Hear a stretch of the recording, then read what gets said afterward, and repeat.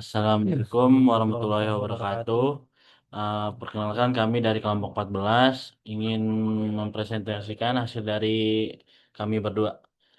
Yang pertama-tama, perkenalkan nama saya Muhammad Mumtaz Yusuf. Nama saya Ulul Lasmi. Di sini kita uh, presentasi kita yaitu yang berjudul Analisis Audit Sistem Informasi Inventory Barang menggunakan Framework COVID-5 pada Toko Fashion.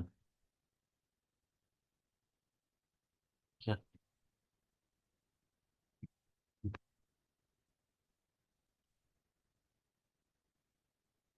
Latar belakang dari kami yaitu 101 Red adalah perusahaan fashion yang telah menggunakan sistem inventory untuk mengelola stok barang secara akurat dan efisien. Dengan meningkatnya aktivitas bisnis perusahaan membutuhkan tata kelola sistem informasi yang lebih baik agar operasional tetap optimal. Oleh karena itu, audit sistem informasi berbasis COVID-5 diperlukan untuk menilai efektivitas pengendalian internal dan memastikan proses bisnis sesuai dengan standar tata kelola TI yang baik. Selanjutnya, sini ada identifikasi tujuan strategis organisasi atau SWOT.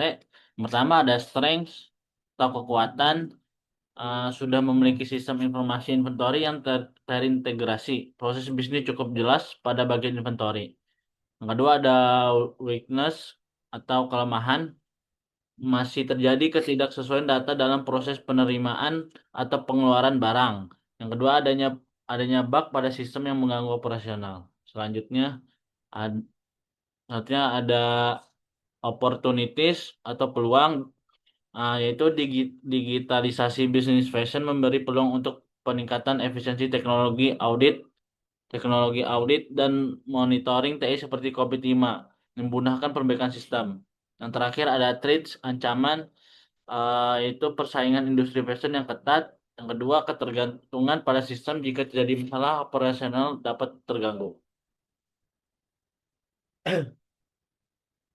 Di sini ada struktur organisasi. Yang pertama ada supervisor.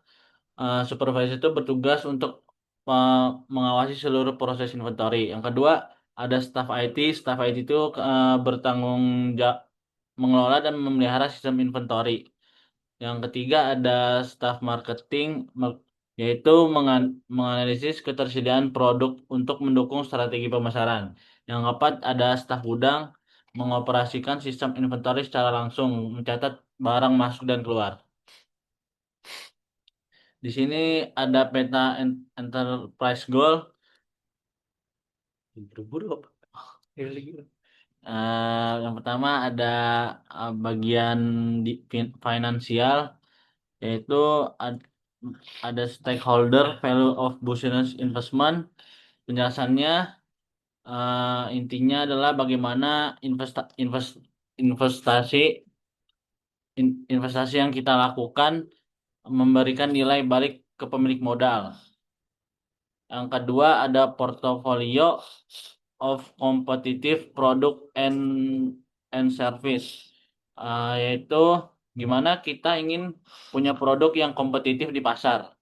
Uh, fokus utamanya ada fokus utamanya di sini adalah optimisi risiko. Kenapa? Karena saat meluncurkan produk baru, risiko kegagalan pasar atau teknis harus kita kelola dengan sangat ketat agar tidak rugi. Yang ketiga di sini ada manage business risk. Ini tentang keamanan aset perusahaan. Eh, karena judulnya karena judulnya saja karena judulnya risk, maka tentunya maka tentunya fokus utamanya ada di manfaat yang terlindungi dan optimasi risiko.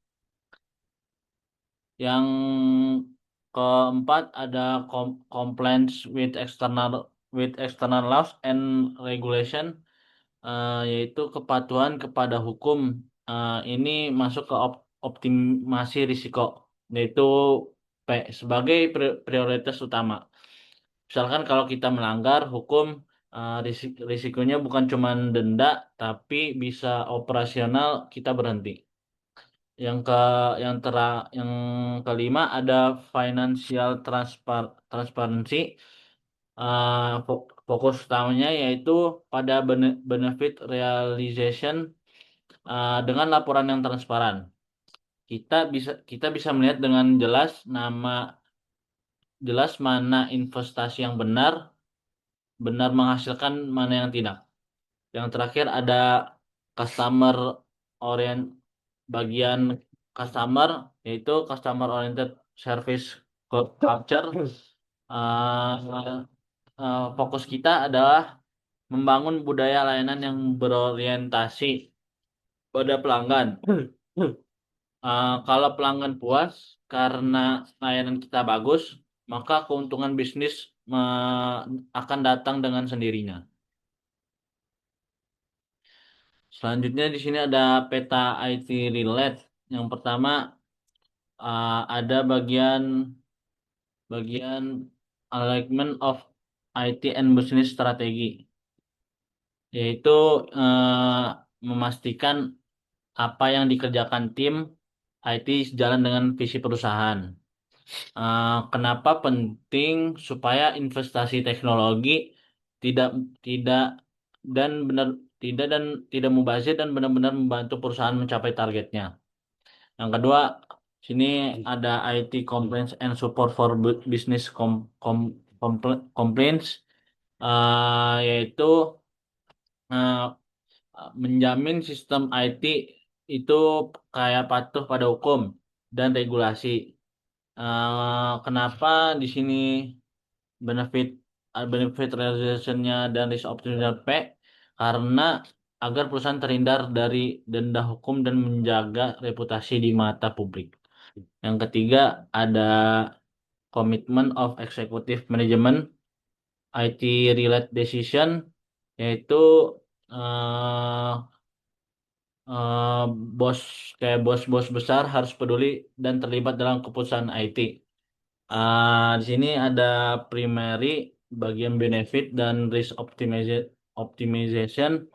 Ah, karena tanpa dukungan pimpinan, proyek IT seringkali kekurangan dana atau arahan yang jelas. Yang keempat ada IT yang keempat ada manage IT related business risk. Ah, Mengidentifikasi bahaya apa saja yang muncul dari penggunaan teknologi. Di sini ada primary juga bagian benefit dan risk optimization karena agar bisnis tetap jalan terus meskipun ada gangguan teknis. Yang kelima ada realis benefit from IT enabled investment. Di sini memastikan uang yang dikeluarkan untuk beli software atau hardware benar-benar menghasilkan keuntungan. Di sini ada benefit dan risk optimization-nya primary. uh, Primary dua-duanya karena IT bukan cuma biaya, tapi harus jadi mesin pencetak nilai bagi perusahaan. Yang keenam ada transparency of IT cost, benefit and risk. Di sini kejujuran soal berapa biaya IT sebenarnya dan apa saja risikonya. Bagian benefit dan risk optimization-nya di sini primary karena agar pemangku kepentingan kepentingan percaya pada departemen IT karena semuanya terukur dan jelas. Yang ketujuh ada delivery of IT service in line with business requirement. Eh, Intinya IT harus memberikan apa yang diminta user dan kualitas yang baik. Di sini ada benefitnya primary dan risk optimization-nya primary juga. Karena di zaman karena jika sistem lambat atau sering error, produktivitas karyawan lain akan terganggu. Yang ke-8 ada adequate IT agility, yaitu seberapa cepat tim IT bisa beradaptasi dengan perubahan pasar atau teknologi baru. Sini ada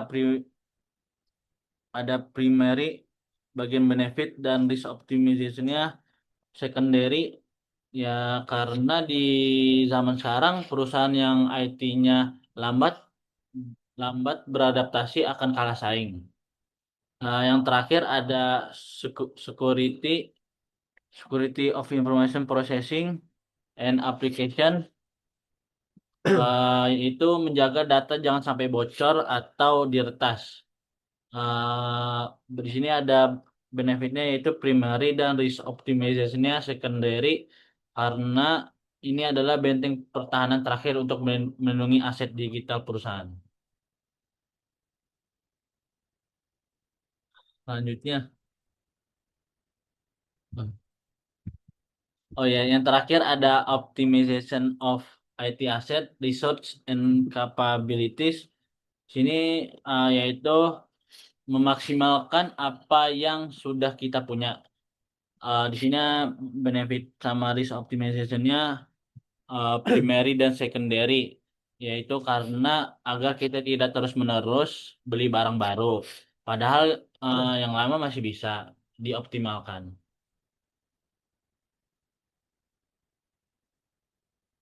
Selanjutnya di sini ada proses dan domain. Di sini ada 5 domain. Yang pertama ada APO, like plant and organic.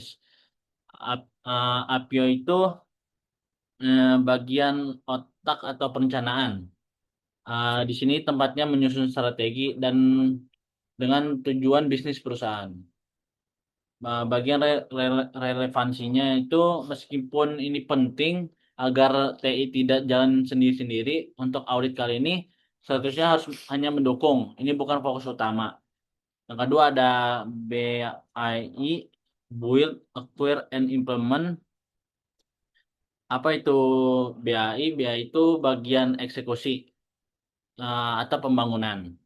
Relevansi relevansinya, domain ini tidak menjadi prioritas. Karena artinya itu kita tidak akan terlalu fokus mengaudit bagaimana sistem itu dibuat atau diuli.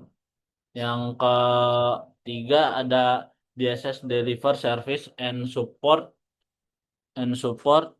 eh, yaitu DSS ini bagian operasional sehari-hari. Tugasnya kayak memastikan layanan TI berjalan lancar.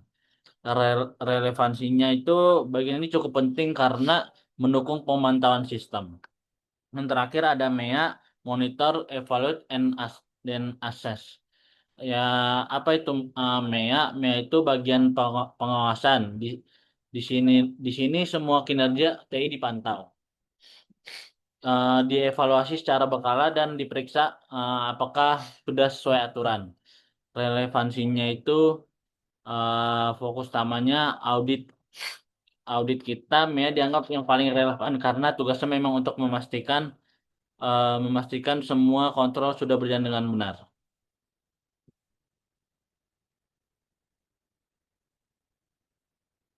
Selanjutnya, pemetaan kewenangan dalam struktur organisasi dalam objek struktur COVID. Peran COVID, board atau eksekutif, definisi mengambil keputusan tingkat tinggi.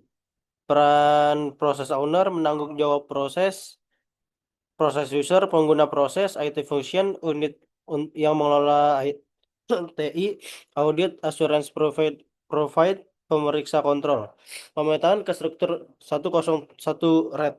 Bagian bagian organisasi supervisor, peran COVID, proses owner, eksekutif.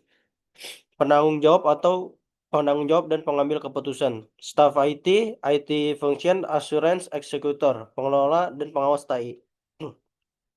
Staff accounting, proses user atau controller, pengguna dan pengendali proses. Staff marketing, proses user, pengguna proses operasional. Staf gudang, proses user, pengguna utama, sistem inventory. Eh,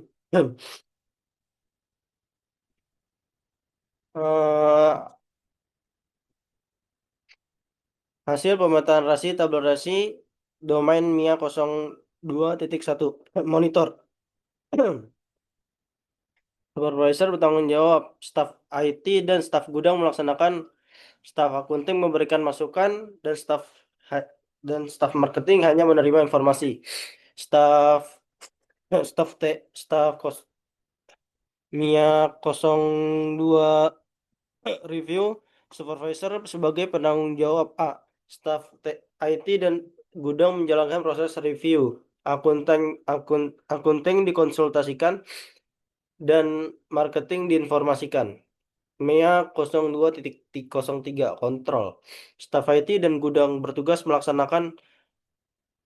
Supervisor dan akunting berperan sebagai pihak yang dikonsultasikan, sedangkan marketing tetap diinformasikan.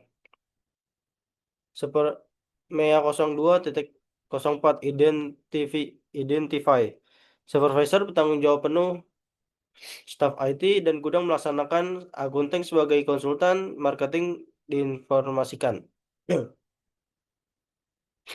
MEA 02.05 Ensures Assurance. Supervisor bertanggung jawab dan staf IT melaksanakan, sementara akunting, marketing, dan gudang hanya menerima informasi.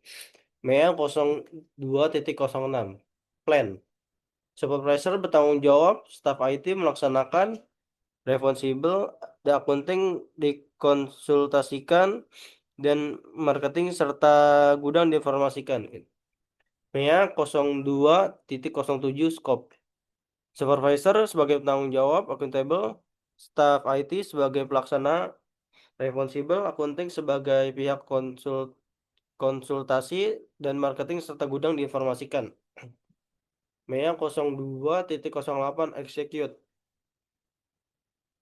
Supervisor bertanggung jawab, Staf IT dan gudang melaksanakan eksekusi, akunting dikonsultasikan, dan marketing diinformasikan. Kesimpulannya, pembagian rasi ini memperjelas peran tiap bagian sehingga proses MEA 02 berjalan terkontrol efektif dan tidak terjadi tumpang tindih tugas.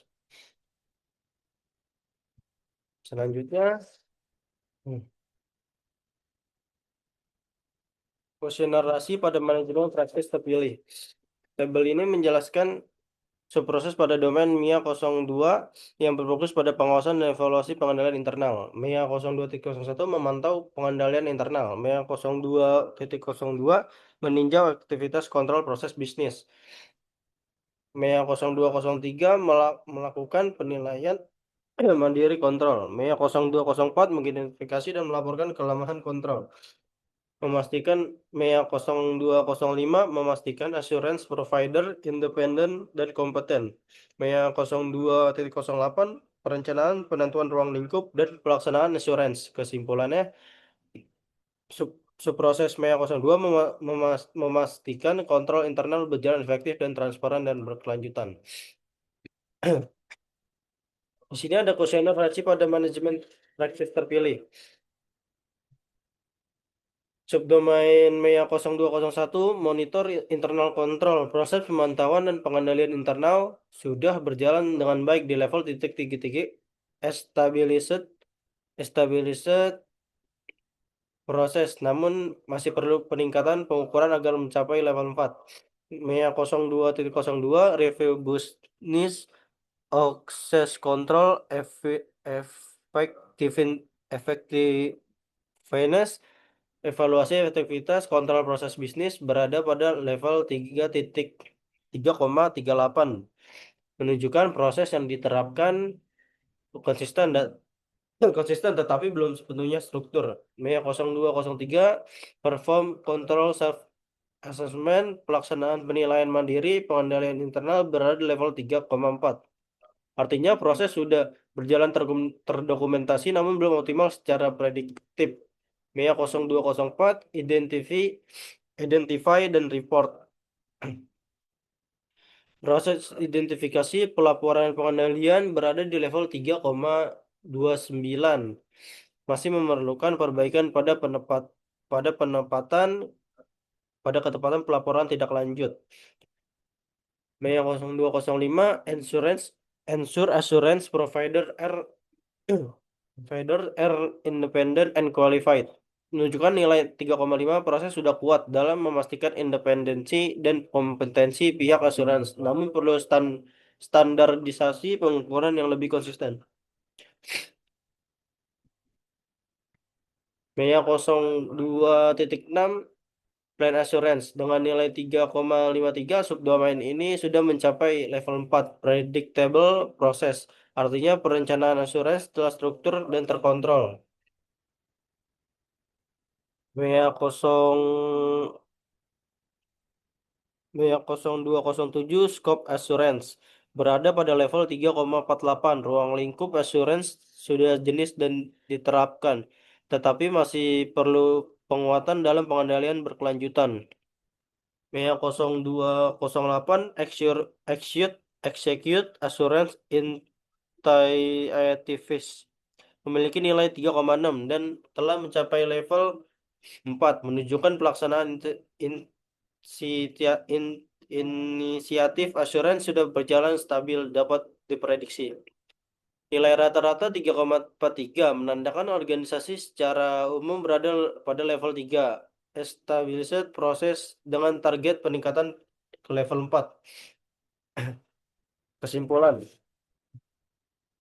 audit tata kelola SI Inventory 101 difokuskan pada domain MIA, khususnya subproses MIA 02 terkait pengendalian internal. Hasil penilaian menunjukkan rata-rata kapabilitas saat ini berada pada level 3. Established proses namun belum berjalan konsisten. Target yang ditetapkan pada level 4 predictable proses. Diagram radar menunjukkan sebagian kecil subproses sudah mencapai level 4, tetapi mayoritas masih di level 3, terutama pada area identifikasi dan pelaporan deviansi kontrol. Ini menandakan perlunya peningkatan pengendalian internal agar masalah seperti ketidaksesuaian data dapat diminimalkan. Sekian Sekian dari dari kami kelompok. berdua. Kurang Kurang lebihnya lebihnya mohon mohon maaf. maaf. Wassalamualaikum Wassalamualaikum warahmatullahi warahmatullahi wabarakatuh. wabarakatuh.